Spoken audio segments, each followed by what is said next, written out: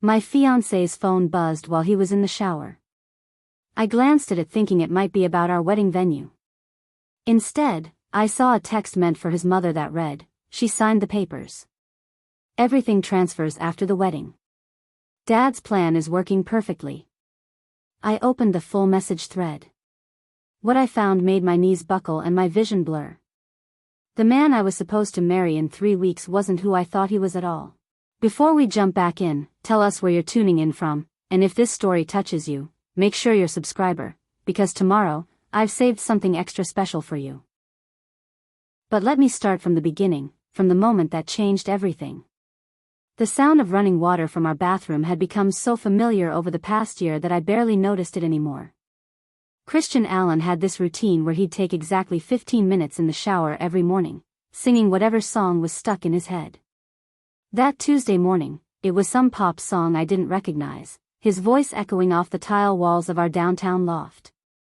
I was making coffee in our kitchen, the expensive kind Christian had gotten me hooked on from that artisan roaster in the Arts District. The morning sunlight was streaming through our floor-to-ceiling windows, and I remember thinking how perfect everything felt. In 3 weeks, I'd be Mrs. Christian Allen. In 3 weeks, my life would officially begin. That's when his phone lit up on the granite counter. I wasn't the type to check my partner's phone. I trusted Christian completely. We'd been together for 2 years, engaged for 6 months, and in all that time, he'd never given me a single reason to doubt him. He was attentive, romantic, thoughtful. The kind of man who remembered my coffee order, who surprised me with flowers on random Wednesdays, who held my hand during scary movies even though he pretended to be too tough for that kind of thing. But the phone was face up, and the preview was right there. "Mom, she signed the papers. Everything transfers after the wedding. Dad's plan is working perfectly." I stared at those words like they were written in a foreign language. She signed the papers. Everything transfers after the wedding. Dad's plan. My hand reached for the phone before my brain could stop it. I knew Christian's passcode because we'd never had secrets. At least, I thought we didn't. His birthday, 0824, unlocked immediately. The message thread with "Mom" went back months. I scrolled up with fingers that had started trembling. Christian, 3 months ago, getting close. She trusts me completely. Should have the business documents signed by end of month. Mom, good. Your father would be so proud. The Harrington estate should have been ours from the beginning. Christian, 2 months ago, she's talking about adding me to the board after we're married. This is almost too easy. Mom, don't get overconfident. We can't have what happened with the Moreau girl repeat itself. This one needs to go all the way to the altar. The Moreau girl. I felt something cold spreading through my chest. Who was the Moreau girl? I kept scrolling, my coffee forgotten, the shower still running in the background like nothing had changed. Christian, 6 weeks ago, she wants a prenup. Says her lawyers are insisting. Mom, absolutely not. Find a way around it. Cry, propose a romantic alternative, whatever it takes. If there's a prenup, we get nothing. Christian, already handled it. Told her prenups mean we don't trust each other. She tore up the papers her lawyer sent over. She actually cried and apologized for doubting our love. I remembered that night. I'd felt so guilty for even suggesting a prenup. Christian had looked so hurt, so wounded by the implication that I didn't trust him. He'd held me while I cried and apologized, whispering that our love was pure and didn't need legal protection. I'd felt like the villain in our story for even bringing it up. Mom, perfect. Once you're married, we can start the transfer process. The business, the properties, the trust fund, all of it. By the time she realizes what's happening, it'll be too late. Community property laws work in our favor.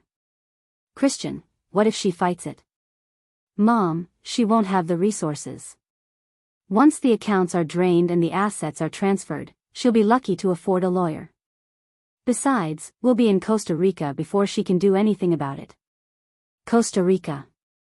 They were planning to leave the country. With my family's business. with everything my father had built. The shower turned off. I had maybe 2 minutes before Christian walked out. My name is Natasha Harrington, and 3 months ago, I inherited my father's commercial real estate development company when he died suddenly from a heart attack. Harrington Developments had been his life's work, built from nothing over 30 years into one of the most respected firms in the city.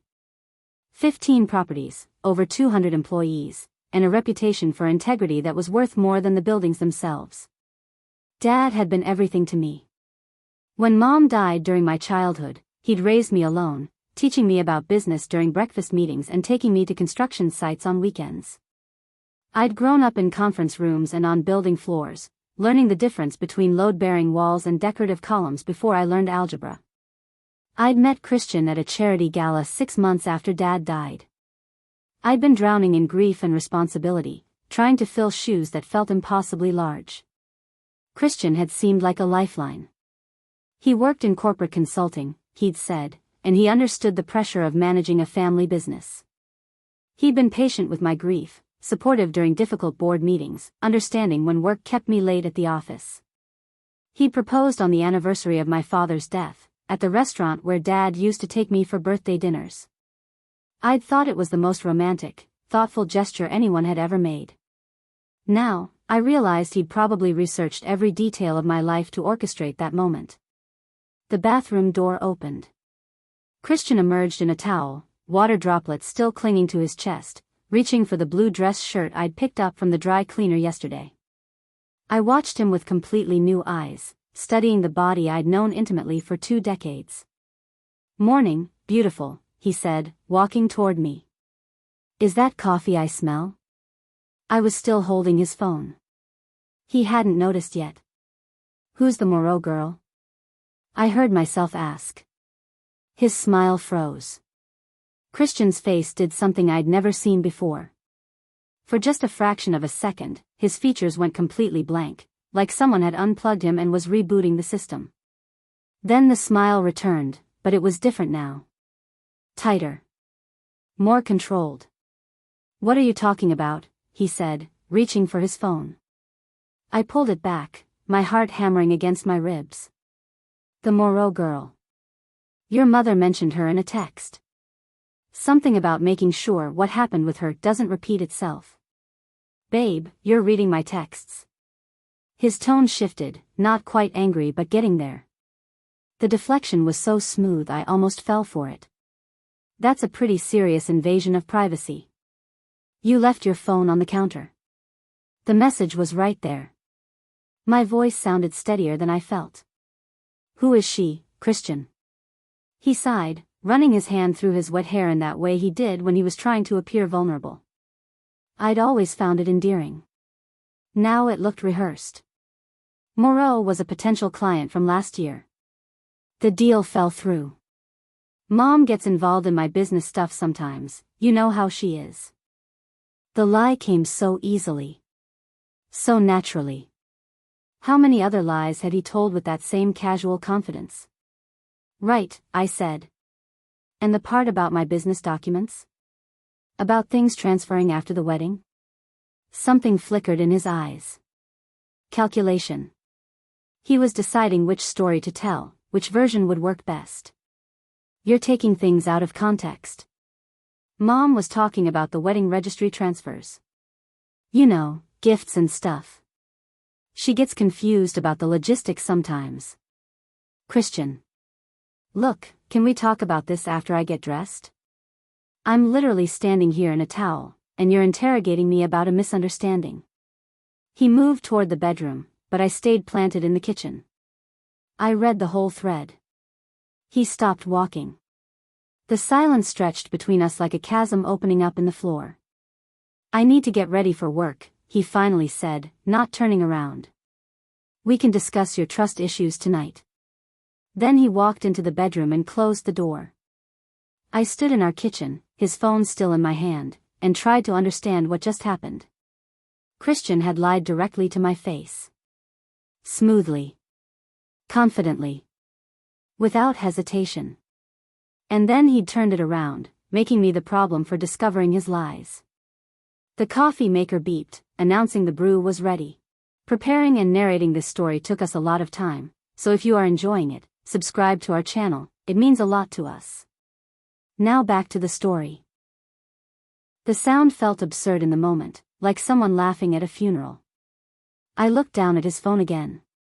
The message thread with his mother was still open, those words still glowing on the screen like evidence of a crime I couldn't quite process. She signed the papers.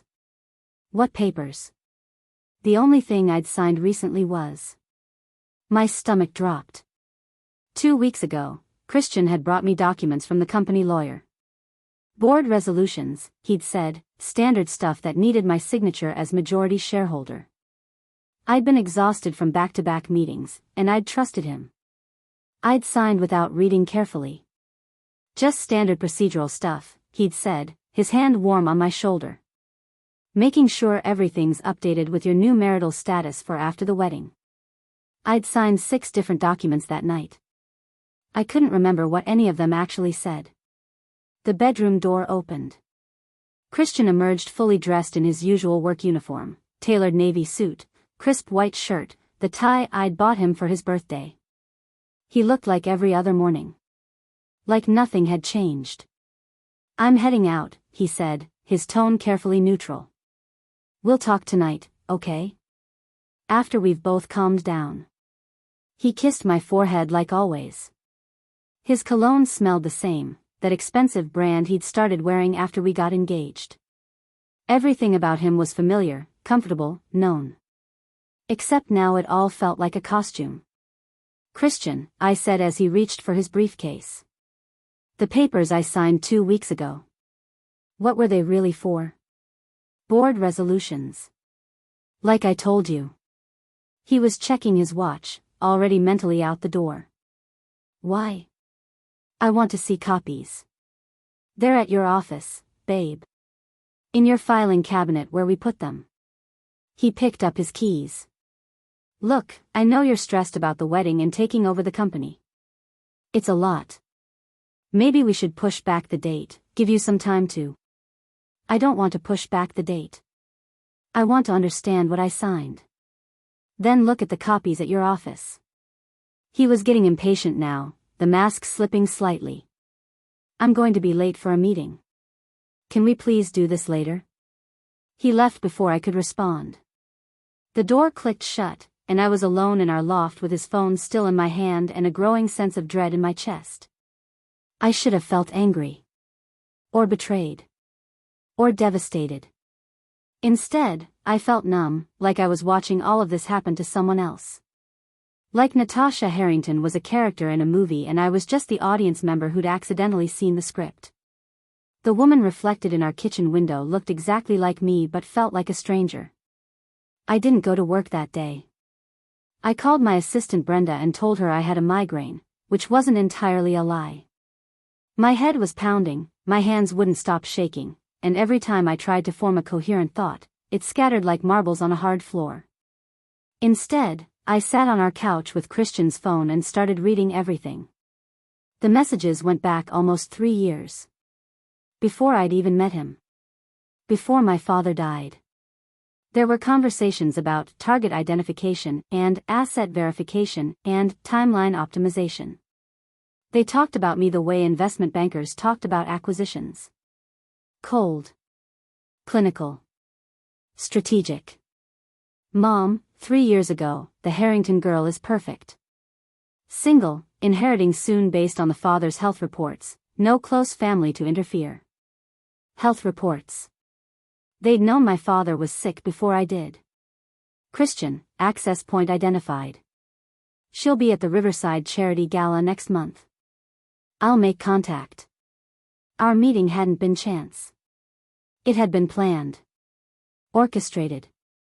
Every moment of our relationship had been a performance designed to separate me from my inheritance. I was going to be sick. My phone rang. Rose Stacy, my father's former business partner and the closest thing I had to family since Dad died. She'd retired 2 years ago but still kept tabs on the company, checking in regularly out of concern for me more than interest in the business. Natasha, honey, are you all right? Her voice was warm, maternal. Brenda said you weren't feeling well. I'm fine, I lied automatically. Then, because I couldn't hold it in anymore, actually, no. I'm not fine. Rose, I need to ask you something. Of course, sweetheart. Anything. Did you ever meet someone named Moreau? Maybe another real estate developer or investor? There was a long pause. Why are you asking about the Moreaus? The way she said it, with that careful tone, made my pulse quicken. You know them? Knew them. Past tense. Rose sighed heavily. Natasha, where is this coming from? Please. Just tell me. Another pause. I could hear her moving, probably closing an office door or stepping into another room. When she spoke again, her voice had dropped. The Moreau family owned a boutique hotel chain. Very successful, very respected. About 4 years ago, their daughter Tatiana got engaged to a man she'd met at some corporate event. Nice guy, seemed genuine, worked in consulting or finance or something like that. My mouth went dry. What happened? They got married. 6 months later, Tatiana discovered he'd systematically transferred company assets into offshore accounts. By the time she realized what was happening, the hotel chain was bankrupt. Her father had a stroke from the stress. Last I heard, Tatiana was working as a hotel manager in Seattle, trying to rebuild from nothing. The room was spinning. What was the husband's name? I don't remember. It was years ago. But Natasha, why are you asking about this? Did he have a mother? Was she involved? There were rumors. Nothing proven. Some people said it was a team operation, that the mother found the targets and the son executed the plan. But it was all speculation. The Moreaus couldn't afford the legal fight to pursue it properly. Rose's voice sharpened with concern. Natasha, what's going on? I told her everything. The accidentally discovered text messages. The conversation with Christian this morning. The papers I'd signed without reading. Rose listened in silence, and with each detail I shared, I heard her breathing change. Oh, honey, she finally said, and the pity in her voice made me want to cry. How long have you been engaged? 6 months. And the wedding is when? 3 weeks. Jesus. A long exhale. Okay. Okay, listen to me very carefully. Do not confront Christian again. Do not let him know you're investigating. Can you do that? I already confronted him this morning. What did he say? He denied everything. Said I was misunderstanding. Then he left for work. Good. That's actually good. He thinks you bought the explanation, which means he's not scrambling yet. Rose's voice shifted into business mode, the tone she'd used during difficult negotiations with contractors and city officials. First thing, we need to see what you actually signed. I'm calling my lawyer right now. His name is Gordon Renford, and he's been handling business litigation for 30 years. If there's a way to undo whatever Christian tricked you into, Gordon will find it. Rose, I feel so stupid. Stop that right now. You're not stupid.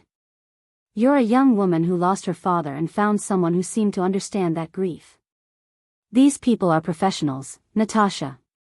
They know exactly how to exploit vulnerability. Her voice softened. Your father would be so proud of how you're handling this. You found out, and now you're going to fight back. What if it's too late? What if I've already signed everything away? Then we make sure he doesn't get to enjoy it. But first, we need information. Gordon Renford's office was located in one of those old downtown buildings with actual character, the kind with marble floors and brass fixtures that had witnessed decades of legal battles. He was in his late 50s, with silver hair and the kind of steady gaze that probably made opposing counsel nervous. Miss Harrington, he said, shaking my hand with a firm grip. Rose has told me about your situation. I'm sorry you're going through this. Thank you for seeing me on such short notice. Rose Stacy doesn't call in favors often.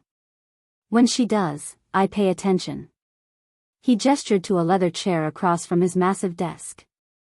Now, let's see what we're dealing with. I'd stopped by my office on the way over, retrieving the file folder Christian had given me 2 weeks ago.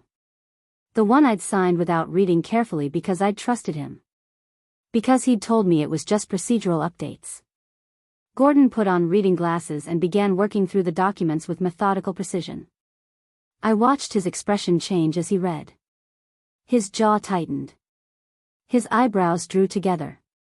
At one point, he removed his glasses and rubbed his eyes like he was trying to unsee what he'd just read. "Miss Harrington," he said finally. "Did you understand what you were signing?" Christian said they were board resolutions. Standard procedural updates for my marital status change. These aren't board resolutions. Gordon spread the papers across his desk like evidence at a crime scene. This first document grants your fiancé power of attorney over all business decisions in the event of your incapacitation or absence. This second one adds him as a co-signatory to the company's primary operating accounts. This third one transfers 49% of your shares into a joint marital trust that activates upon marriage. The room felt too warm. What does that mean exactly? It means that the moment you say, "I do," your fiancé becomes co-owner of your father's company. And with power of attorney and account access, he could theoretically drain the business before you even finish your honeymoon. Gordon's tone was measured, but I could hear the anger underneath. These documents are legal weapons, Miss Harrington. And you just handed them to someone who intends to use them. Can we undo it? Some of it. The power of attorney can be revoked immediately. The account access can be changed. But the share transfer. He paused, choosing his words carefully. That one's trickier. It's structured to activate upon marriage, which means it's not in effect yet. But the moment you're legally married, those shares transfer automatically. So I just don't get married. That would certainly solve the immediate problem. But there's something else here. Gordon picked up another document, one I'd barely glanced at when signing. This is a promissory note. It states that you owe Christian Allen $250,000 for business consultation services rendered. Did you receive any such services? No. I've never paid him for anything. He said he was helping me out of love. Well, according to this document bearing your signature, you owe him $250,000. And it's due 30 days after the wedding date.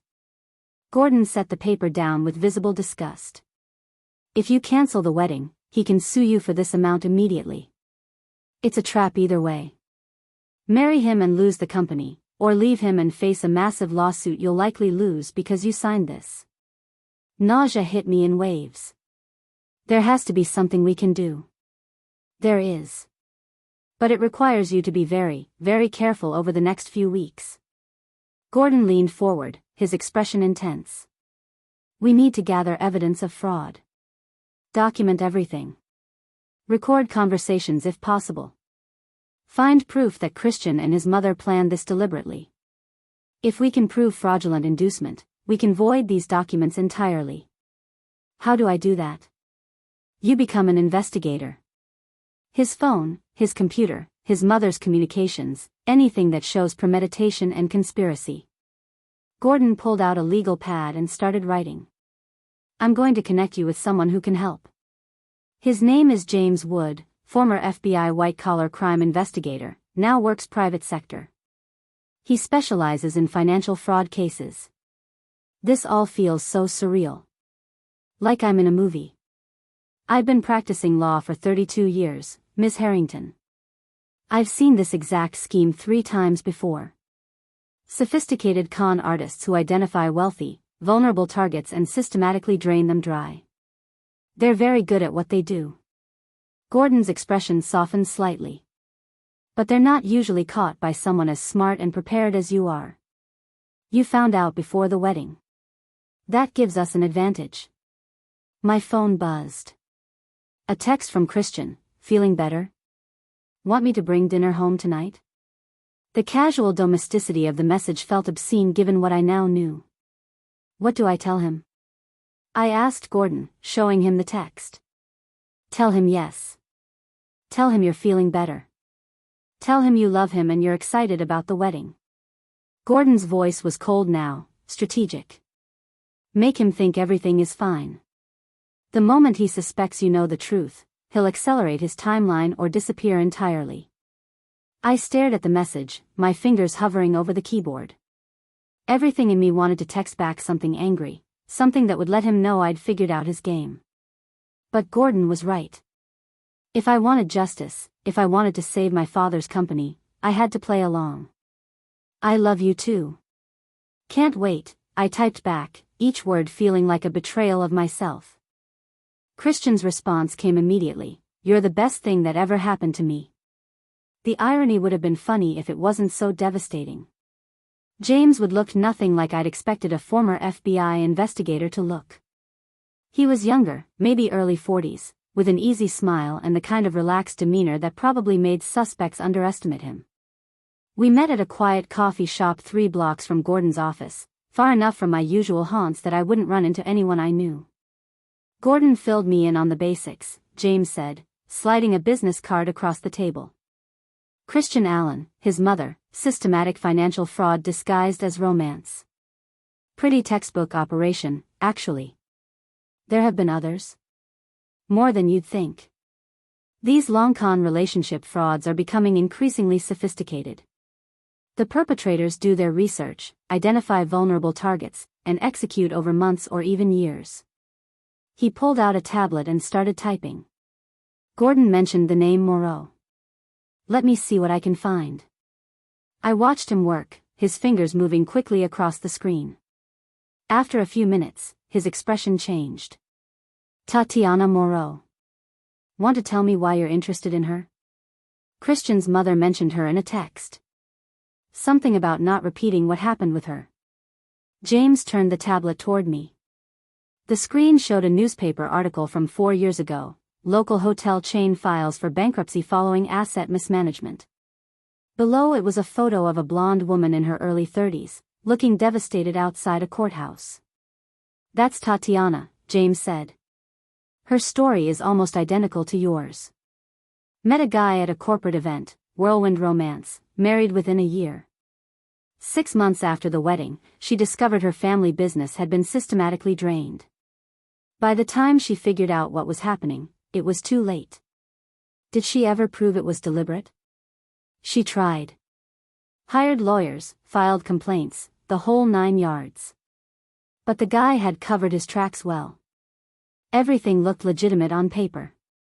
Joint accounts, proper authorizations, legal transfers. It just looked like bad business decisions during the marriage.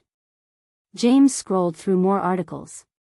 The hotel chain collapsed, her father had a stroke, and she lost everything trying to fight a legal battle she couldn't afford to win. Where is she now?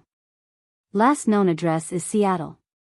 Works as a manager at a Marriott downtown. James looked at me seriously. Why? What are you thinking? I'm thinking she might want to help take these people down. 2 days later, I was on a plane to Seattle with James sitting beside me. Gordon had advised against it, said we should focus on my own case and not get distracted by past victims. But I couldn't shake the feeling that Tatiana Moreau was the key to understanding exactly who Christian and his mother really were. The Marriott in downtown Seattle was nice, upscale but not ostentatious.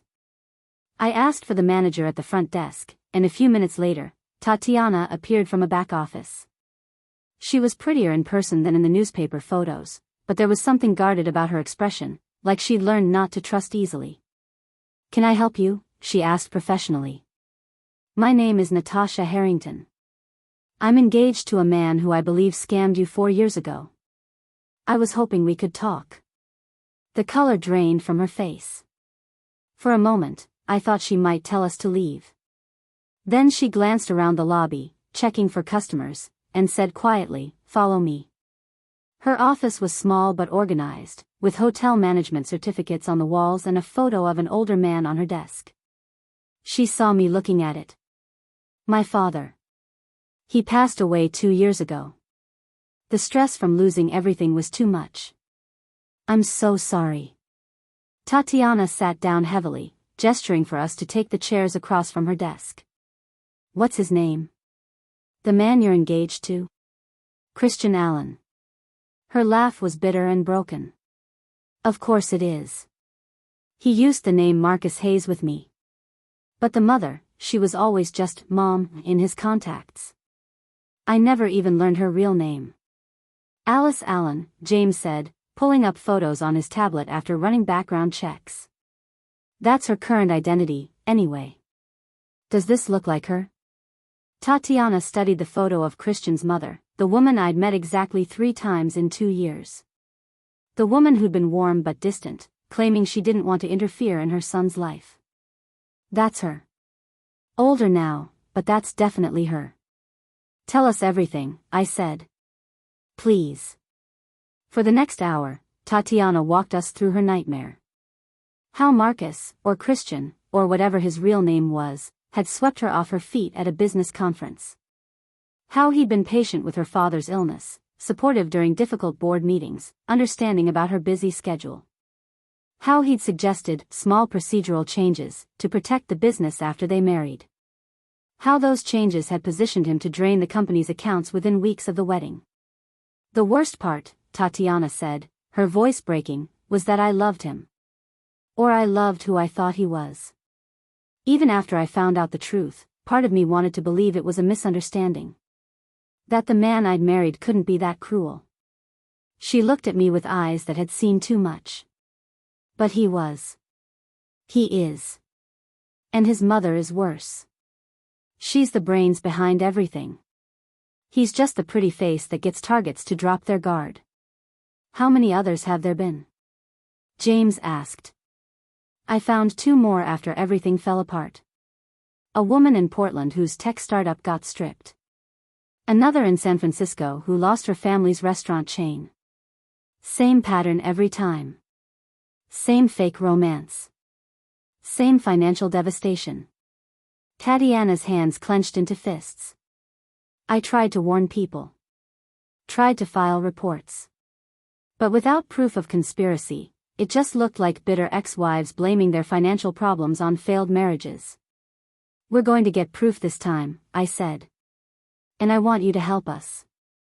Tatiana looked at me for a long moment, hope and fear warring in her expression. What do you need? Everything you remember. Every detail about how they operated. And then I need you to come back to the city with me. Because when we take them down, I want them to see exactly how many lives they've destroyed. For the first time since we'd entered her office, Tatiana smiled. It wasn't a happy smile. It was something harder, sharper, dangerous. When do we leave? Playing the loving fiancé while knowing the truth was like performing surgery on myself without anesthesia. Every smile felt like cutting through muscle. Every kiss felt like breaking bones. But I did it because I had to, because Gordon and James kept reminding me that the moment Christian suspected I knew, everything would disappear. How was Seattle? Christian asked when I got home that evening. He was cooking dinner, something he'd started doing more often lately, probably to reinforce the image of devoted partner. You said it was a quick business trip? Boring property inspection. The building needs more work than the reports indicated. The lie came easier than I expected. Maybe I was learning from the master. But I'm glad to be home. He kissed my forehead, and I willed myself not to flinch. I missed you. 2 days felt like forever. Me too, I said, wrapping my arms around him and hating myself for how natural it felt, how my body still responded to his touch despite my brain knowing the truth. Muscle memory, I told myself. 2 years of conditioning doesn't disappear overnight. That night, while Christian slept beside me, I carefully extracted his primary phone from the nightstand. James had given me a tiny device, smaller than a USB drive, that would clone the entire contents of Christian's phone onto a secure server. It took less than 3 minutes. Christian didn't even stir. The next morning, I started finding evidence everywhere I looked, once I knew what to look for. A second laptop hidden in his gym bag, password protected but using the same predictable pattern as everything else in his life. Credit card statements for accounts I didn't know existed. Receipts for meetings with lawyers I'd never heard him mention. But the most damning evidence came from his cloned phone data. James called me 2 days after I'd copied it, his tone tight with controlled anger. "Natasha, you need to see this in person. Can you come to my office?" I told Christian I had a meeting with the company's insurance broker and drove to James's office in a nondescript building near the financial district. He had printouts spread across every available surface. "They have a whole operation," James said without preamble. "I'm talking spreadsheets, target lists, income projections, exit strategies. This isn't just your fiancé and his mother. This is a business." He showed me a document titled Project Harrington, Timeline and Objectives. It outlined every phase of Christian's infiltration of my life. Initial contact at the charity gala. Escalation of relationship during my grief. Proposal timing to maximize emotional vulnerability. Document signing strategy. Post-wedding asset extraction plan. "They have a project name for me," I said numbly. "They have project names for 6 other women currently in their pipeline. 3 in the research phase, 2 in active cultivation, 1 in final approach." James pointed to another document. "This is Alice Allen's master list. She identifies targets based on specific criteria: single women with inherited wealth, minimal family support systems, ages 25 to 40, emotionally vulnerable due to recent loss or life transition." I was the perfect victim. "You were selected because you fit their profile perfectly. But Natasha, look at this." He pulled up another file. "They're planning to move the wedding up. Christian sent his mother a message yesterday suggesting you push the date forward by 2 weeks. Claims it's romantic spontaneity, but the real reason is in this text." I read the message exchange. "Christian, target seems more confident lately. Asking questions about the documents. Recommend accelerating timeline. Mom, agreed. Once married, legal protections activate. Push for earlier date. Use romance angle." "He knows," I whispered. "He knows I'm suspicious. He suspects something. But if he really knew the extent of what you've discovered, he'd already be gone. Right now, he thinks you just have minor doubts he can smooth over." James leaned forward. "Which means we need to move faster than planned. Gordon's working on an injunction to freeze all your accounts and assets, but it requires proof of imminent threat. We need something concrete that shows they're planning to act immediately." "Like what?" "Like a recorded conversation where they admit the plan. Like documentation of the offshore accounts they're planning to transfer money into. Like proof of conspiracy between Christian and his mother." James pulled out a small recording device. "This is a voice-activated recorder. Looks like a pen. Keep it in your purse or pocket. When Christian's mother comes to town next week for the final dress fitting, make sure you're recording." "She's coming here?" "According to Christian's calendar, yes. Tuesday afternoon. He's listed it as final strategy session with Mom." James's expression was grim. "They're planning something big for that meeting. We need to know what it is." The next few days were a masterclass in deception. Christian suggested over dinner that we move the wedding date up, exactly as his text had predicted. "I just can't wait to make you my wife," he said with those earnest eyes that had fooled me for 2 years. "Why wait 3 more weeks when we could get married sooner?" "That's so romantic," I said, reaching across the table to squeeze his hand. "But my dress isn't ready yet, and the venue is booked for the original date. Let's stick with the plan." I watched frustration flicker across his face before he hid it behind a smile. "Of course, you're right. I'm just excited." "Me too," I lied, wondering how many times I'd have to lie to him before this was over, and whether I'd ever be able to stop. That night, I lay in bed next to the man who was planning to destroy me, listening to him breathe, and thought about Tatiana Moreau losing her father to stress. About the woman in Portland and the restaurant owner in San Francisco. About the 3 women currently being researched and the 2 being actively cultivated. Christian Allen and his mother weren't just con artists. They were predators with a system, and I was going to burn that system to the ground.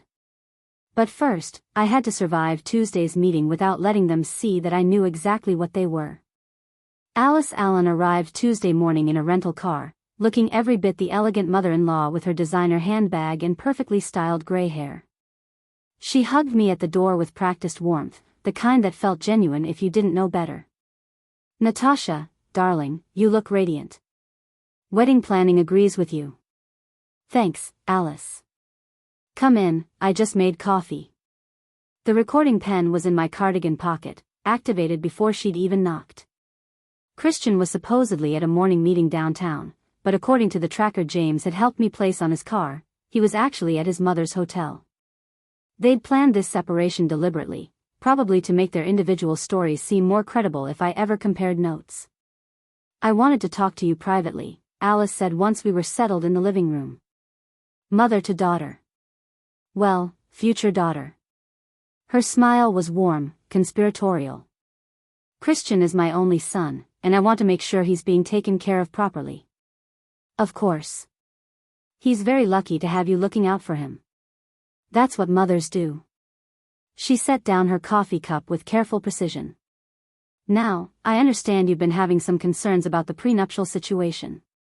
I hadn't mentioned the prenup to anyone except Christian months ago, and I certainly hadn't brought it up recently. But Alice was baiting me, testing to see what I knew. "Not concerns exactly," I said carefully. "Christian and I decided we didn't need one." "Exactly. Because your love is pure and doesn't require legal protection." Alice's expression was perfectly calibrated sympathy. "But Natasha, dear, I need to be honest with you about something. Christian has significant debt that he's been too embarrassed to tell you about." This was new. I kept my face neutral. "Debt?"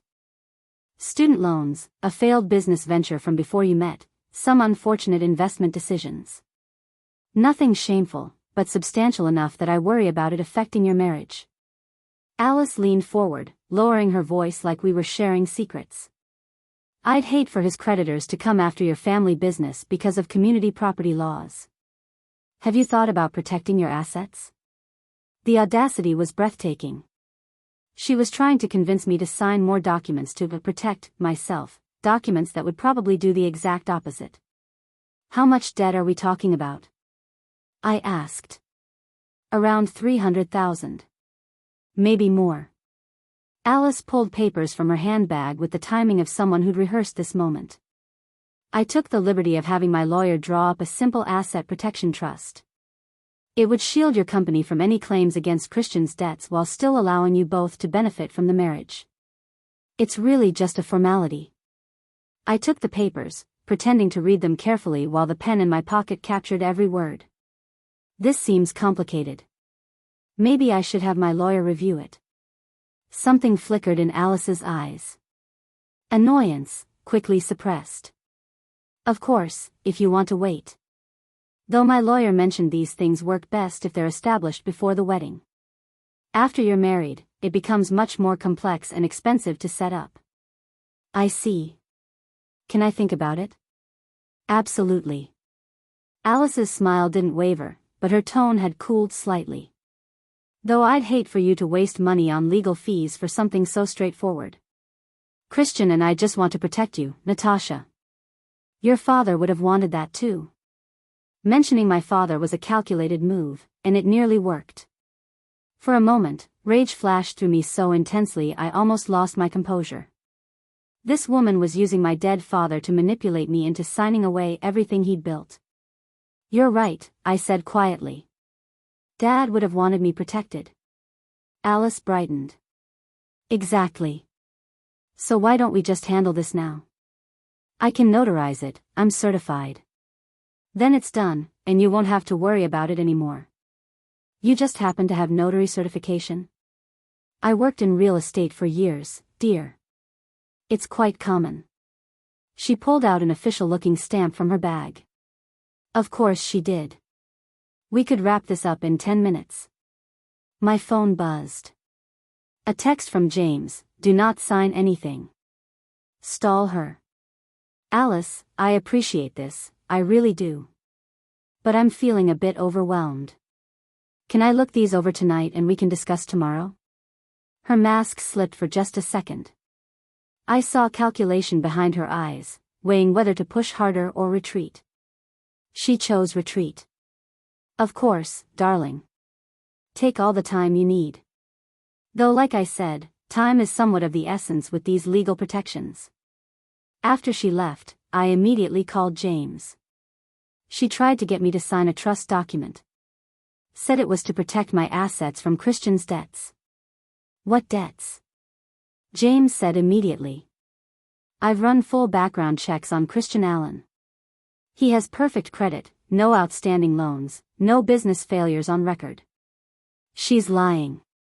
I know. But why make up debts? Because it's the setup for their next move.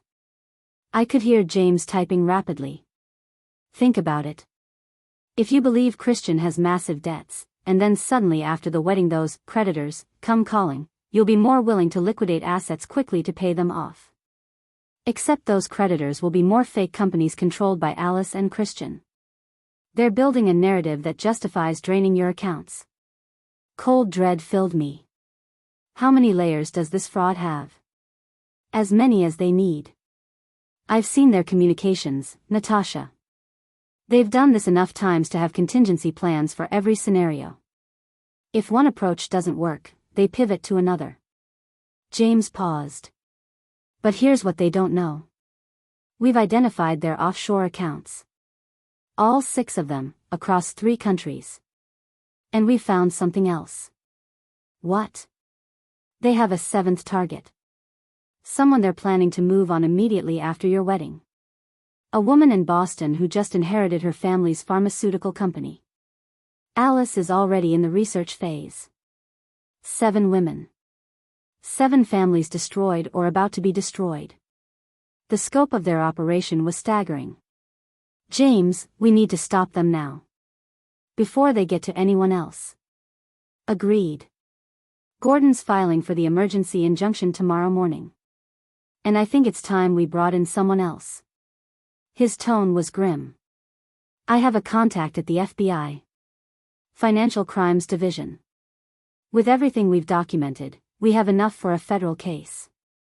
Wire fraud, conspiracy, identity fraud, the works. How long until they can act? If we file officially? Could be weeks for them to build their case. We don't have weeks. The wedding is in 2 weeks. I know. Which is why we're going to force their hand first. James's tone shifted into something harder. Tomorrow night, you're going to have dinner with Christian and his mother. And you're going to tell them you want to sign all their documents and move the wedding up even earlier. You're going to make them think they've won. Why would I do that? Because when they think they've won, they get sloppy. They'll communicate more freely, move money more obviously, make mistakes we can document. And then, right before they can execute their final play, we take everything away from them in the most public, devastating way possible. I thought about Tatiana, working as a hotel manager after losing everything. About her father, dead from the stress. About all the other victims who'd never gotten justice. Let's do it. James's office had transformed into a command center. Whiteboards covered with timelines, photographs of Christian and Alice pinned to cork boards, and computer monitors displaying financial transaction records. Tatiana was there, along with Gordon, and a new face I didn't recognize, a woman in her 40s with sharp eyes and an FBI badge clipped to her belt. Natasha Harrington, meet Special Agent Chloe Renford, James said. She's Gordon's niece and the best financial crimes investigator I know. Chloe shook my hand firmly. I've reviewed everything you've compiled. It's impressive work. Most victims don't catch on until it's too late. I got lucky. Christian got careless with his phone. Luck, maybe. But you also acted smart. A lot of people find evidence and confront immediately out of emotion. You gathered more evidence instead. Chloe pulled up files on her laptop. I've been investigating Alice and Christian Allen for 18 months. Well, investigating the pattern, anyway. They've used at least 4 different identities that we know of. Christian Allen is just the current alias. Who are they really? I asked.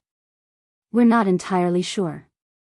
The earliest identity we can trace goes back 12 years to a woman named Alice Hartford who ran a similar operation targeting widowers in their 60s. The son's name was different then, Marcus Hartford. Before that, the trail goes cold. Chloe showed us mugshots that were clearly the same people, just younger. They're professionals. Career criminals who've perfected their system over more than a decade. Tatiana spoke up from her corner of the room, her voice steady but cold. How many victims total? That we can confirm? The number hung in the air like smoke. 20 million. 14 families destroyed. And they would have made it 15 if I hadn't accidentally seen that text message. So what's the plan? I asked. Gordon stepped forward, laying out documents on the conference table. Tomorrow night, you're having dinner with Christian and Alice at Marcello's, that upscale Italian place where Christian proposed. He suggested it, probably for the sentimental manipulation factor. You'll be wearing this, James said, holding up what looked like an ordinary necklace. Audio and video. High definition. Everything they say and do will be recorded and transmitted live to us. Chloe continued, we'll have agents positioned throughout the restaurant. Waitstaff, other diners, kitchen personnel. If anything goes wrong, we can intervene immediately. But the goal is to let them incriminate themselves completely before we move in. What am I supposed to say to get them talking? I asked. You're going to be enthusiastic, Gordon said. Tell them you've thought about everything Alice said, and you want to sign all the documents. Tell them you agree about moving the wedding up. Tell them you've arranged to liquidate some company assets to start a joint investment account for your future together. That last part will make them salivate, James added. Liquid cash they can access immediately. They won't be able to resist discussing specifics. Tatiana stood up, walking over to stand beside me. They're going to say things that hurt. Things about how easy you were to manipulate, how naive you were. I need you to be prepared for that. How do you know? Because Marcus, or Christian, or whatever his name is, he said those things to me. After I confronted him, before he disappeared. He told me I was surprisingly stupid for someone who ran a business. Tatiana's voice didn't waver, but I saw her hands clench. He laughed about it. His mother laughed too. They think their victims are jokes, not people. I can handle it, I said, not entirely sure that was true. There's one more thing, Chloe said. We need you to get them to mention the other victims. Tatiana specifically. If we can get Christian or Alice on recording admitting to a pattern of fraud across multiple victims, it strengthens the federal case exponentially. How do I do that naturally? Ask about their past. Say you want to know more about Christian's history before you. Wonder out loud if he's ever been married before. Chloe pulled up transcripts of their text messages. They're arrogant enough that they might actually brag about previous operations. These types of criminals often do once they think they've won. The next 24 hours were spent in preparation that felt like training for war. James coached me on how to elicit information without seeming suspicious. Chloe reviewed every possible scenario and exit strategy. Gordon made sure every legal document was ready for immediate filing the moment we had enough evidence on recording. But it was Tatiana who gave me the most important advice, late that night over coffee in James's office kitchen. When you're sitting across from them tomorrow, she said quietly, and they're smiling at you like they're your family, like they care about you, remember this, they don't see you as human. You're a transaction to them. A number on their spreadsheet. And the moment you remember that, it becomes easier to do what needs to be done. Did you ever get closure? I asked. After everything that happened to you? Not yet, Tatiana said. But tomorrow night, watching them get arrested for what they did to me and everyone else? That'll be a start. Wednesday evening arrived with the weight of inevitability. I dressed carefully in the emerald dress Christian loved, the one he'd bought me for our first anniversary.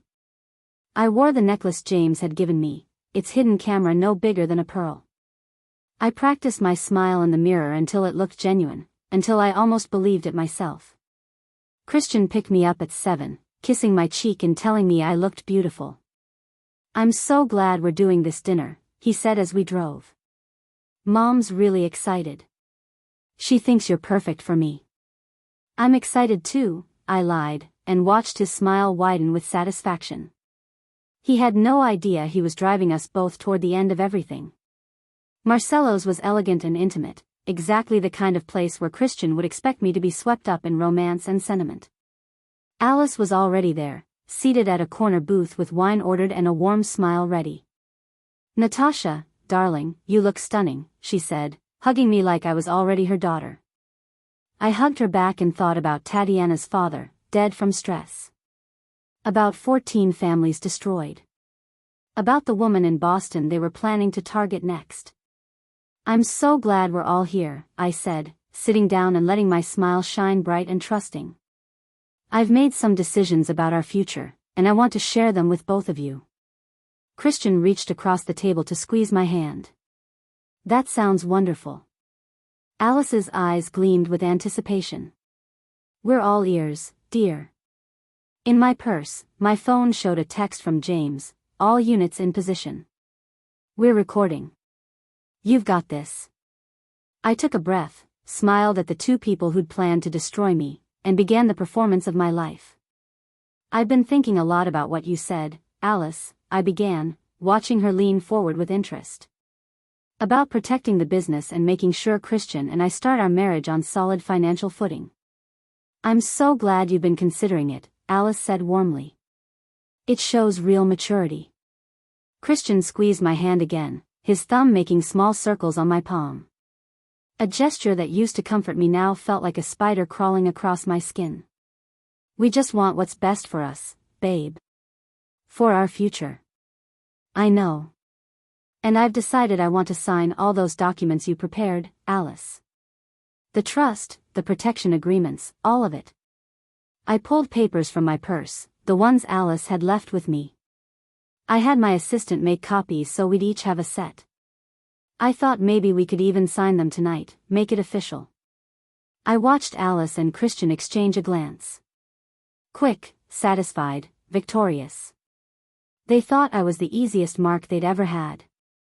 "That's wonderful, Natasha," Alice said smoothly. "Though we should probably wait for proper notarization. We want everything to be perfectly legal." "Of course. But there's something else." I paused, letting anticipation build. "I've been talking to our board about liquidating some properties. Nothing major, just a few assets that aren't performing as well as they should. I'm thinking we could start a joint investment account. Maybe 2 or 3 million to begin with." Christian's eyes widened slightly before he controlled his expression. "That's incredibly generous, but you don't have to." "I want to. We're about to be married. What's mine is yours, right?" I smiled at him with all the naive trust one could manufacture. "Plus, you have that business experience from your consulting work. I'd love your input on investments." 2 or 3 million, Alice repeated, her voice carefully casual. "That's quite a substantial amount to have liquid. The property should close within 2 weeks. Perfect timing, actually. We could have the money available right after the honeymoon." I took a sip of wine, playing the excited bride. "I was thinking maybe we should move the wedding up after all, Christian." "You were right, why wait? What if we did it this weekend instead?" "This weekend?" Christian's surprise was genuine. "That's in 4 days. I know it's fast, but the venue had a cancellation." I called to check. "We could have Saturday evening." I reached across the table to take both his hands. "I just want to start our life together. I don't want to wait anymore." I watched them process this, saw the calculations happening behind their eyes. Earlier wedding meant earlier access to assets. Earlier access meant they could execute their exit strategy sooner, before I had time to develop any more doubts. "If that's what you really want," Christian said slowly, "then let's do it. Let's get married this Saturday." Alice raised her wine glass.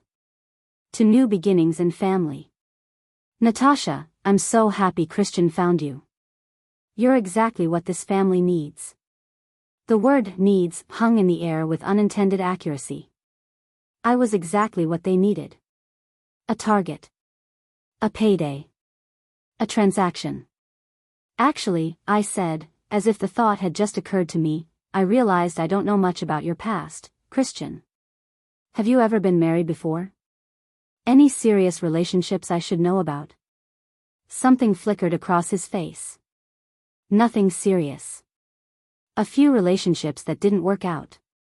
What happened with them? If you don't mind me asking.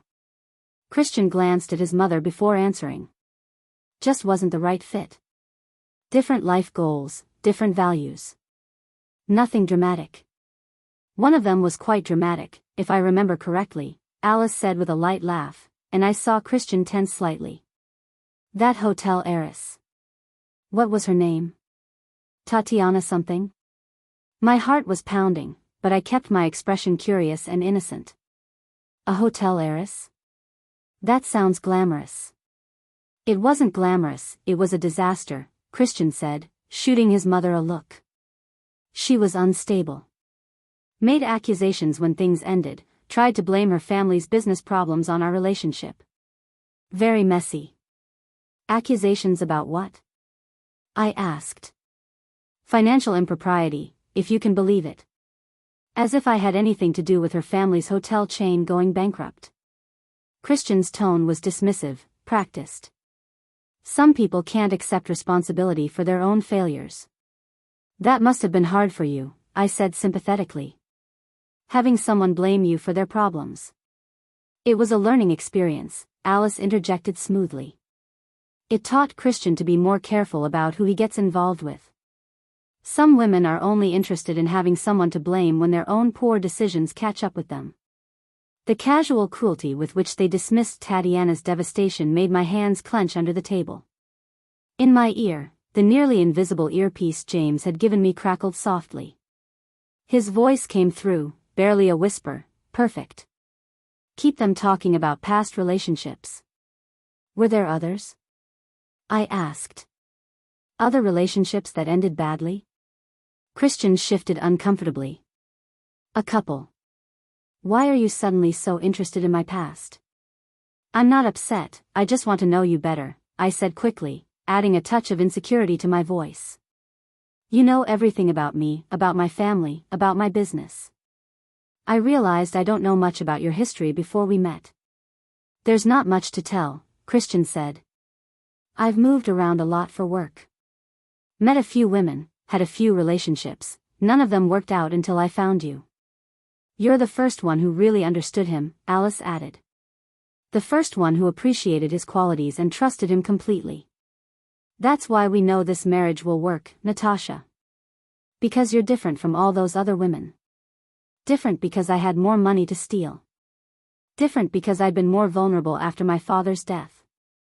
Different because I'd signed documents without reading them carefully. I'm just happy I found him, I said, squeezing Christian's hand. Or that he found me, I guess. At that charity gala. That feels like fate, doesn't it? Definitely fate, Christian agreed, his smile returning.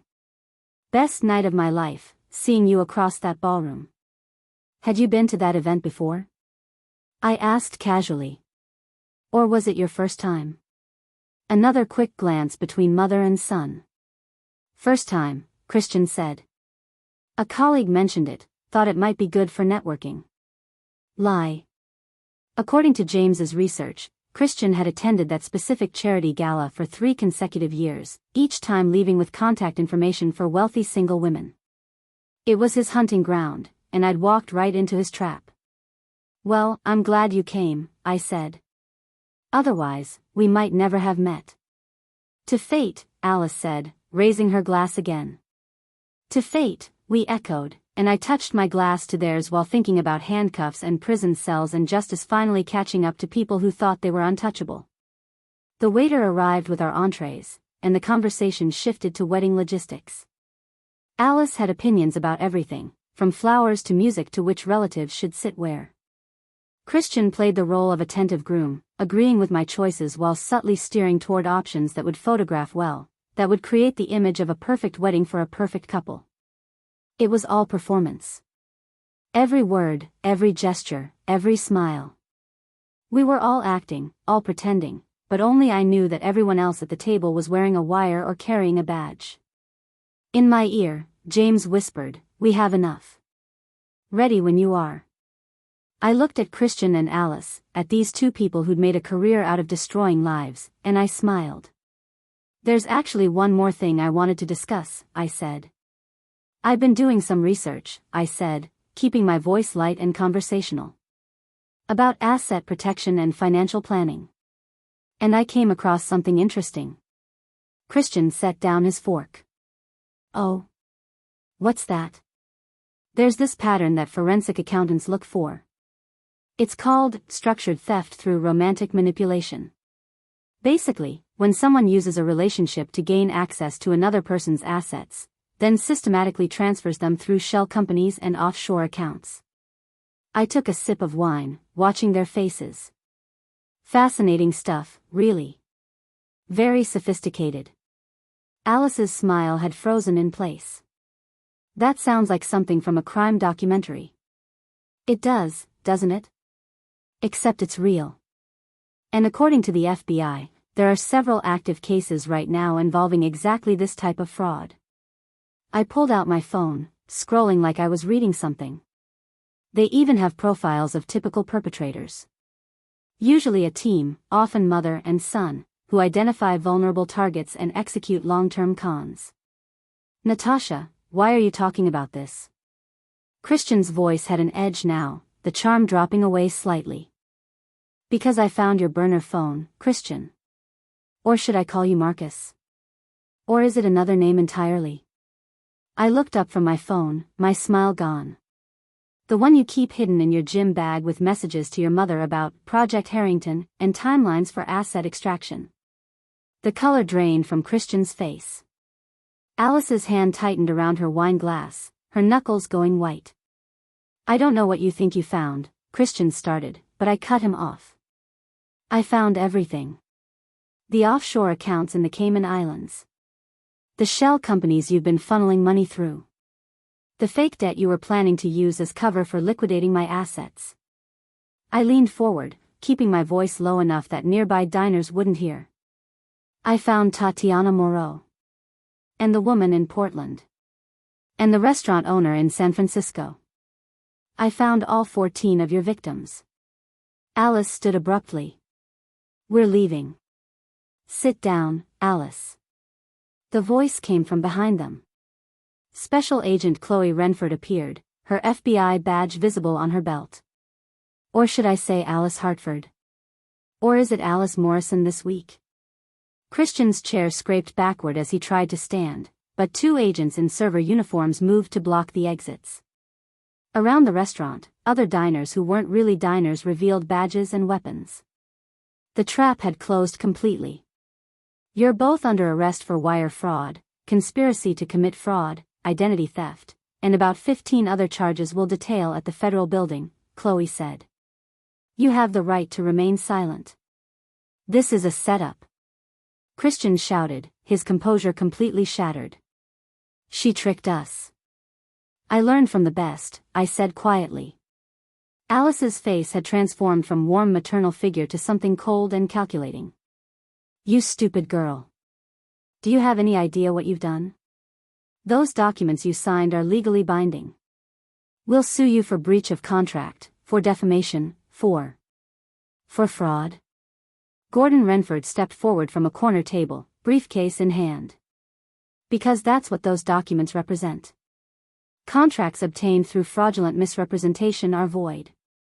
Every single paper she signed under your manipulation is worthless. We have recordings of this entire dinner," James added, appearing from the bar area where he'd been positioned. "Plus months of text messages, financial records, and testimony from multiple victims. It's over." Christian lunged toward me, his face twisted with rage. "You bitch. You had everything handed to you and you don't even appreciate it. Your father built that company, and you're just some spoiled Two agents grabbed him before he could reach me, forcing him back into his chair. The mask had completely fallen away now. This was the real Christian, the one who saw people as transactions, who felt nothing but contempt for the women he targeted. My father built that company through hard work and integrity, I said, standing to face him. Two things you wouldn't recognize if they hit you in the face. And you know what the saddest part is? I actually loved you. The person I thought you were, I really loved him. But that person never existed. Love, Christian spat. You were a job, Natasha. A payday. Just like all the others. And you were the easiest one yet, so desperate for someone to fill the hole your daddy left that you believed every word I said. The words should have hurt. They were designed to hurt. But instead, I felt nothing but pity for someone so broken they could only see the world through dollar signs and exploitation. Tatiana appeared from where she'd been seated at the bar, walking slowly toward our table. Christian's eyes widened when he saw her. Remember me, Marcus, she said. Or do you prefer Christian this week? I'm the unstable hotel heiress who made accusations when things ended. The Moreau girl, Alice whispered, and for the first time, I saw something like fear in her eyes. That's right. And I brought friends. Tatiana gestured toward two other women who'd been positioned throughout the restaurant. Meet Jennifer from San Francisco and Sarah from Portland. We all wanted to be here for this moment. This is entrapment. Alice shouted at Chloe. You can't. This is justice, Chloe interrupted. And it's been a long time coming. Alice Hartford, Christian Hartford, you're both under arrest. Officers, read them their rights. As the agents moved in with handcuffs, Christian made one last attempt at manipulation, his eyes finding mine. Natasha, please. We can work this out. Everything I said about loving you, that was real. You have to believe. I don't have to believe anything you say ever again, I said. And neither will the next woman you were planning to target. The pharmaceutical heiress in Boston? The FBI contacted her this morning. Your hunting ground is closed. The handcuffs clicked shut around Christian's wrists, and then Alice's. The sound was the most satisfying thing I'd ever heard. You'll regret this, Alice hissed as agents led her toward the exit. You have no idea who you're dealing with. We have resources, connections. You have prison sentences, Gordon said flatly. 20 to 30 years if the charges stick. Which they will. Restaurant patrons who were actual customers had their phones out now, filming the arrest. By morning, it would be all over social media and news outlets. The careers of Alice and Christian Hartford would become cautionary tales, their faces synonymous with romantic fraud. As they were led out in handcuffs, Christian turned back one last time. The charming man I'd fallen in love with was gone completely, replaced by someone I didn't recognize. You think you've won? He called back. You're going to spend the rest of your life alone, unable to trust anyone. We've destroyed you, Natasha, just in a different way than we planned. Maybe he was right. Maybe I would struggle to trust again. Maybe this experience had changed me in ways I couldn't undo. But I was standing in a restaurant surrounded by people who'd helped me fight back, looking at two criminals being led away in handcuffs, and for the first time in months, I could breathe without feeling like I was drowning. Are you okay? Tatiana asked, touching my arm gently. I will be, I said, and surprised myself by meaning it. The media coverage was everywhere. Romance scammers arrested after elaborate FBI sting ran across every news channel. Christian and Alice's mugshots appeared on morning shows, evening news, and true crime podcasts. My face was blurred in most coverage at the FBI's insistence, but everyone in my professional circle knew exactly who the unnamed heiress was. The board meeting 3 days after the arrest was brutal. I sat at the head of the conference table, the same seat my father had occupied for 30 years, and faced questions from people who'd known me since childhood. How did you not see this coming? Robert Chin, my father's oldest friend and the company's CFO, asked. His tone wasn't accusatory, just genuinely confused. There were no red flags at all. There were red flags, I admitted. I just explained them away. He was charming, attentive, and he came into my life at exactly the moment I was most vulnerable. That's how these people operate. The documents you signed, another board member said, sliding papers across the table. Gordon says they're void, but some of these authorizations were already executed. We have transactions that need to be unwound, accounts that need to be verified, contracts that may have been compromised. I'd spent the past 72 hours with forensic accountants, tracing every transaction Christian had touched, verifying every signature he'd witnessed, questioning every business decision I'd made during our relationship. The emotional exhaustion was manageable. The professional humiliation was harder to swallow. We've identified all compromised transactions, I said, distributing the forensic report. Total exposure is less than we initially feared. Around 400,000 in questionable transfers, all of which can be recovered through civil litigation. The company itself is sound. But your judgment, Robert said quietly, how do we trust that going forward? The question hung in the air like smoke. How did they trust me? How did I trust myself? You're right to ask, I said finally. My father built this company on trust and integrity, and I nearly destroyed it by being naive. If you want my resignation, I'll understand. The board members exchanged glances. Finally, Rose Stacy spoke up. She'd been attending board meetings remotely but came in person specifically for this crisis. Natasha's father made mistakes too. He lost $2 million on the Riverside development because he trusted the wrong contractor. He nearly bankrupted us in the 90s because he believed a partner's lies about zoning approvals. She looked around the table. The difference is, he learned from his mistakes and became more careful, not more paranoid. I suggest we extend his daughter the same courtesy. The vote to keep me as CEO was unanimous, but I saw the hesitation in their eyes. I'd have to earn back their trust the same way I'd have to earn back my own. The wedding venue called to confirm cancellation. The caterer wanted to know about deposits. The dress shop asked if I wanted to pick up my gown or have it donated. Every conversation was a reminder of the life I'd almost walked into, the trap I'd nearly sprung on myself. You should keep the dress, Brenda said when I mentioned donating it. My assistant had been unfailingly supportive, never once making me feel stupid for being deceived. Have it dyed another color. Wear it to something else. Don't let them take that from you too. But I couldn't imagine ever wearing that dress, couldn't separate it from the memory of Christian helping me choose it, his hands on my waist as I'd stood on the fitting platform, his voice saying I looked like a dream. Every beautiful moment had been a calculation, every tender word had been strategy. The criminal trial was scheduled for 6 months out. Chloe Renford called with updates regularly. Christian's lawyer is pushing for a plea deal. 20 years with possibility of parole after 12. Alice is fighting everything, claiming she had no knowledge of her son's activities. Will that work? Not a chance. We have recordings of her literally planning the operations. But it's going to be a long trial, and you'll need to testify. The thought of sitting in a courtroom, facing Christian again, detailing how thoroughly he'd fooled me for public record, made my stomach turn. Can't you just use the recordings? We need victim testimony. You, Tatiana, the others. It makes the case stronger and prevents them from claiming the recordings were taken out of context. So I'd have to relive it all. In front of a jury, in front of media, in front of everyone who already thought I was naive for falling for such an obvious con. My mother called from Arizona, where she'd moved after my father died. I saw the news. Baby, why didn't you tell me what was happening?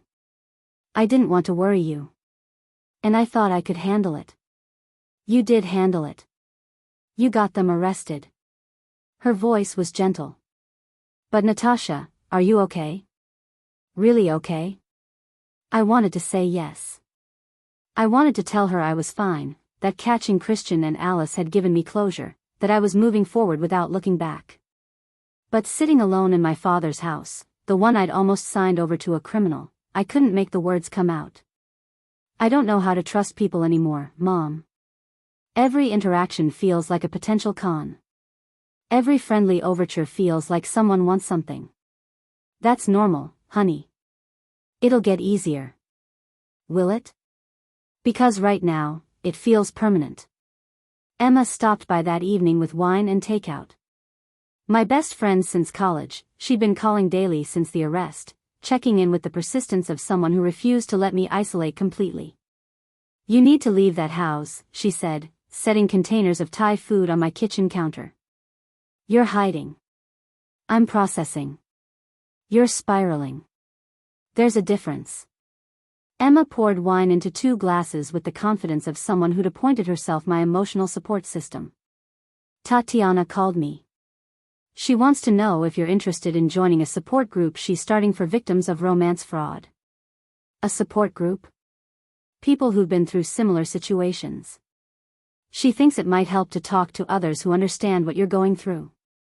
The idea of sitting in a circle, sharing my story with strangers, felt impossible. But then again, so had confronting Christian in a restaurant full of FBI agents, and I'd done that. I'll think about it, I said. That's all I'm asking. Emma raised her glass. To survival. To survival, I echoed, and the word felt more accurate than victory. Because that's what this was. Not a triumph, not a win, just survival. I'd survived Christian and Alice's con. I'd survived the professional embarrassment and the personal devastation. I was still standing, still breathing, still capable of running my father's company. But the woman who'd believed in fairy tale romance and happily ever after? She was gone. In her place was someone harder, more cynical, more careful. Someone who checked backgrounds and questioned motivations and never, ever signed documents without reading every word twice. I didn't know if that was better or worse than who I'd been before. I just knew it was permanent. Later that night, alone again, I stood in front of my bathroom mirror and barely recognized myself. Not because I looked different physically, but because something fundamental had shifted behind my eyes. I looked like someone who'd been to war and come back changed. My phone buzzed with a news alert: romance scammers ex-victims launch foundation to help others identify fraud. Tatiana's face smiled from the thumbnail photo, confident and determined. Maybe that was the path forward. Not trying to go back to who I'd been, but becoming someone new. Someone who'd been broken and decided to use the shattered pieces to build something stronger. I texted Tatiana, "Tell me more about this support group." Her response came immediately, "Meetings Tuesday. I'll save you a seat."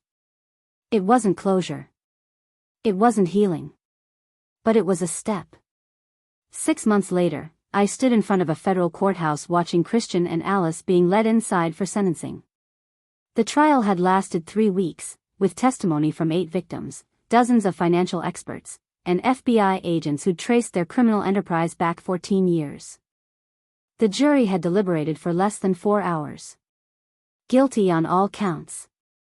Tatiana stood beside me, along with Sarah from Portland and Jennifer from San Francisco. We'd become something like friends through our shared trauma, bonded by the unique experience of having been targeted by the same predators. I thought I'd feel different, Jennifer said quietly. Watching them go to prison. I thought it would feel like justice. It is justice, Sarah replied. It just doesn't fix what they broke. She was right. Christian was facing 32 years. Alice got 28. They'd be elderly when they were released, their lives essentially over. But no prison sentence could give back the years Tatiana had lost rebuilding from nothing, or restore Sarah's father's restaurant chain, or undo the therapy bills and trust issues and relationship damage they'd inflicted on all of us. The support group Tatiana had started now met weekly. 12 members and growing, all of us learning to navigate a world that felt fundamentally unsafe after what we'd experienced. Some were further along in their healing than others. Some still couldn't talk about what happened without crying. I was somewhere in the middle, functional but fundamentally changed. My phone rang as we waited for the sentencing hearing to begin. An unknown number. I almost didn't answer, but something made me pick up. "Miss Harrington?" A woman's voice, professional but carrying an edge of desperation. "My name is Chloe Martinez." I'm calling because I think I might be in trouble, and I don't know who else to contact. My chest tightened. What kind of trouble? I inherited my family's tech company 6 months ago. 3 months ago, I met someone. A man named Alex Moreno. He's been wonderful, supportive, helping me navigate running the business. But yesterday, I found documents in his apartment. Papers about my company, my finances, things he shouldn't have known about unless he'd been researching me extensively. The world tilted slightly. Where did you meet him? A charity gala. He said he worked in business consulting. The exact same story. The exact same playbook. Christian and Alice were in custody, but apparently, their operation was bigger than just them. Ms. Martinez, I need you to listen to me very carefully. Don't sign anything, don't give him access to any accounts, and don't let him know you're suspicious. Can you do that? Yes, but, how did you know? Because the same thing happened to me. And I can help you, but we need to move quickly.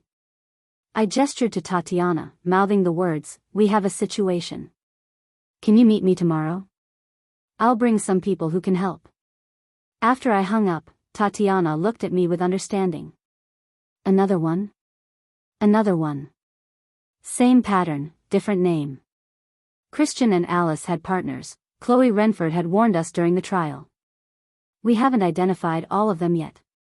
This network is bigger than just one mother-son team. I'd hoped she was wrong. I'd wanted to believe that putting Christian and Alice away meant the nightmare was over. But predators rarely worked alone, and successful con artists always had backup plans. The courthouse doors opened, and we filed inside to watch the sentencing. Judge Morrison was thorough, reading every charge, every count, making sure Christian and Alice understood exactly what they'd done and exactly what price they'd pay. Christian's eyes found mine across the courtroom. Even now, even after everything, there was something calculating in his gaze. Not remorse. Not regret. Just cold assessment, like he was already planning his next move for whenever he got out. The judge's gavel came down with finality. 32 years. 28 years. Mandatory restitution. Permanent criminal records. We walked out of the courthouse into autumn sunlight that felt too bright, too cheerful for the weight of what we'd just witnessed. It's over, Sarah said. But I thought about Chloe Martinez, about the man named Alex Moreno who was probably executing the exact same con Christian had run on me. I thought about the 3 women Christian and Alice had in their research phase, according to their files. I thought about how many other teams like theirs might be operating across the country, targeting vulnerable people with practiced precision. No, I said quietly. It's not over. It's just beginning. Tatiana looked at me, understanding dawning in her eyes. The foundation. We expand it. We create resources to identify these patterns, to warn potential victims, to help people who are currently being targeted. I pulled out my phone, already typing notes. We turn what happened to us into protection for others. That's a big undertaking, Jennifer said. So was taking down Christian and Alice. We did that. I looked at the 3 women who'd become my unlikely allies, my fellow survivors. We can do this too. My phone buzzed with another text. Unknown number, we're watching you, Natasha. Christian's associates send their regards. He's not the only one who knows how to play this game. I stared at the message, fear and anger warring in my chest. They weren't done with me.